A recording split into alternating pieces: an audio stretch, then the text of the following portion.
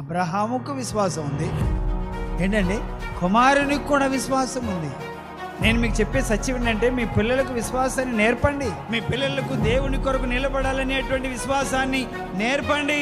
మీ పిల్లలకు దేవుని కొరకు ఖర్చు అవ్వాలనేటువంటిది నేర్పండి.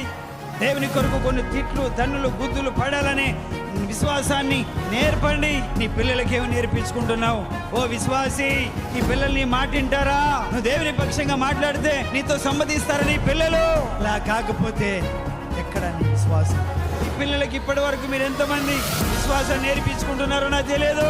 వాళ్ళు నడవలసిన త్రోవను వాడికి మనం నేర్పాలి. ప్లీజ్ నేర్పుదాం, మనందరం కలిసి నేర్పుదాం మన పిల్లలకి. నీ పిల్లల్ని ఎంత ఇంట్రెస్ట్గా పంపించు. నీ చదువుకి ఎంత ఇంట్రెస్ట్ ఇస్తున్నావో అంతకంటే 100% నువ్వు భక్తికి ఇవ్వాలి. విశ్వాసి, భక్తి అంటే ఎంత విలువైందో